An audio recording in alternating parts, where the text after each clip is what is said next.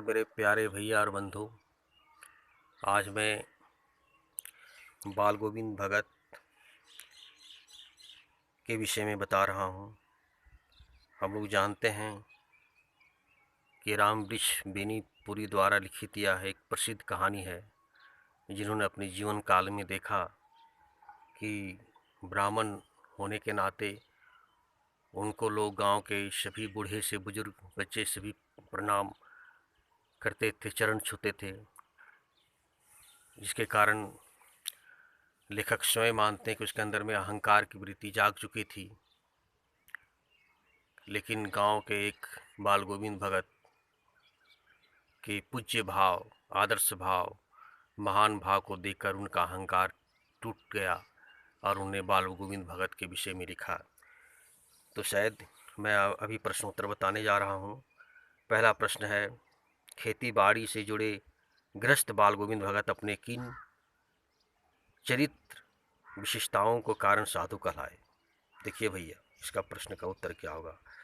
हम लोग जानते हैं कि कबीर के आदर्शों पर चलते थे। वह दोनों समय गीत गाते, स्नान ध्यान करते और ईश्वर की उपासना में लगे रहते। वह सत्य का पालन करते थे, कभी झूठ नहीं बोलते थे, यह सबसे खराब व्यवहार करते थे, किसी की चीज़ को छूते नहीं थे और बिना पूछे व्यवहार में नहीं लाते थे, किसी से भी गंदी बातें नहीं करते थे, ना किसी से झगड़ा करते थे।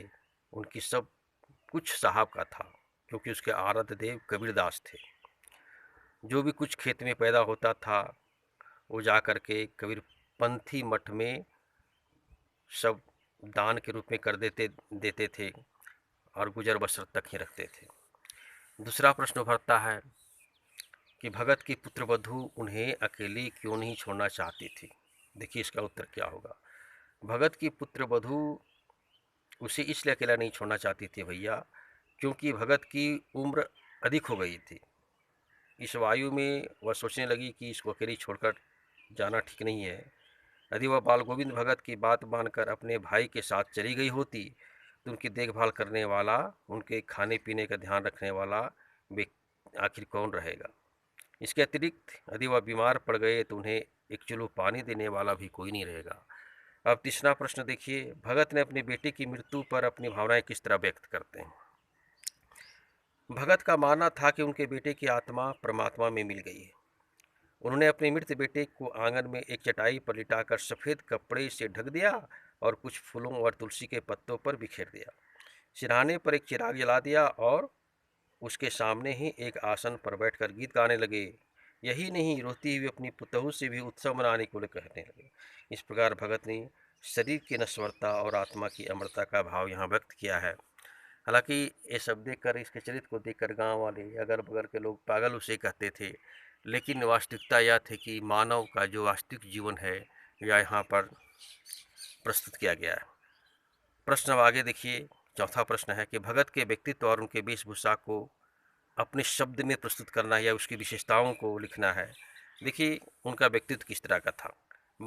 भगत मंझोले कद के गोरे चिट्ठे आदमी थे, तो मंझला कद के थे। उनकी आयु 60 वर्ष से अधिक थी।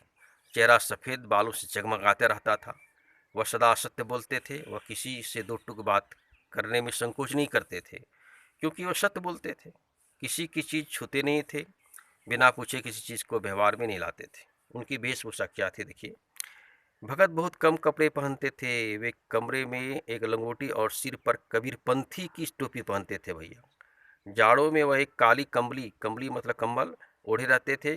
उनके मस्तक पर हमेशा चमकता हुआ रामनंदी चंदन लगा रहता था और गले में तुलसी की जड़ों की एक बेडोल माला बंधी रहती थी।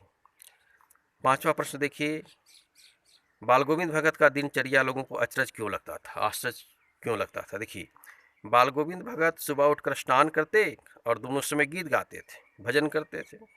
वह हर वर्ष गंगा स्नान के लिए जाते और संत समागम में भाग लेते। वह कबीर को अपना साहब मानते थे, अपना आराध्य मानते थे, अपना देवता मानते थे। उन्हीं के गीतों को गाते, उन्हीं के आदेशों का पालन करते। ईश्वर की आराधना में डूबे रहने के बाद भी वह अपनी गृहस्थी के कार्यों में लगे रहते। वह खेती बाड़ी का काम भी देखते थे। इतनी आयु होने के बाद भी उनकी अनुशासित दिनचर्या लोगों को अचरज लगता था। अब देखिए अगला प्रश्न मैं बता रहा हूँ। धान की रोपाई के समय समूचे माहौल को भगत की स्वर लहरियों किस तरह चमत्कृत कर देती थी। उस माहौल का अपने शब्द में, अपने भाव में लिखना है। देखिए क्या कहता। धान की रोपाई के समय भगत के मधुर कंठ से मन को मोह लेने वाली स्वर लहरियां धीरे धीरे तेज होते जा रही थी, है ना। जब वे धान रोपते थे तो उसकी बहुत अच्छे गाते थे।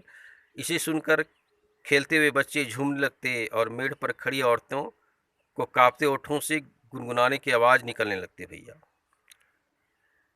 हल चला रहे हलवाहों के पैर ताल से उठने लगते तथा रोपनी करने वालों की उंगलियां एक निश्चित क्रम में चलने लगती थी।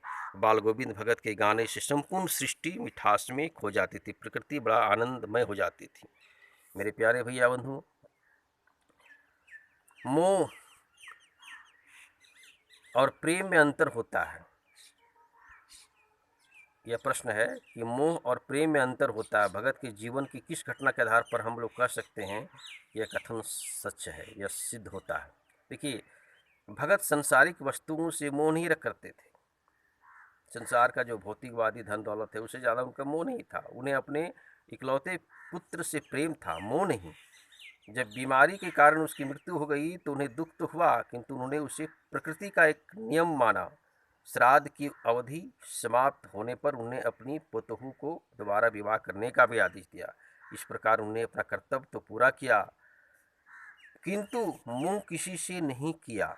इस तरह मेरे प्यारे भैया बहन, यह प्रश्न आपको अच्छा ही लगा होगा। एक प्रश्न और बता दे रहा हूँ कि गांव का सामाजिक परिवेश जो होता है, सामाजिक सांस्कृतिक परिवेश आषाढ़ चढ़ते ही उल्लास से क्यों भर जाता है, यह प्रश्न है।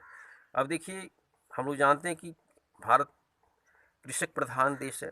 आषाढ़ का महीना आते ही बारिश शुरू हो जाती है, ठंडी हवाएं चलने लगती है, चारों हरियाली छाने लगती है एवं फसलें लहलाने लगती है। खेतों में पानी भर जाने से किसान धान की रोपाई करने लगते हैं। हर व्यक्ति आनंद और प्रसन्न हो जाता है। वर्षा के कारण मौसम अच्छा हो जाने से मनुष्य, पशु और पक्षी सभी आनंद से खिल उठते हैं, प्रसन्न हो जाते हैं। इसी बीच त्योहारों भी शुरू हो जाते हैं जिससे वातावरण में खुशी खुशी दिखाई देने लगती है। इसलिए गांव का सामाजिक सांस्कृतिक परिवेश आषाढ़ के बढ़ते ही उल्लास से भर जाता है। इस तरह आषाढ़ महीने का यही बड़ा सुंदर और उसका परिवेश से सौंदर्य को दिखाया गया है। इस तरह मेरे प्यारे भैया बहन, आप समझ ही गए होंगे कि आप इससे प्रश्नोत्तर आप खुद सुन करके अपने से बना करके कर सकते हैं। धन्यवाद। अच्छा लगे तो शेयर करेंगे।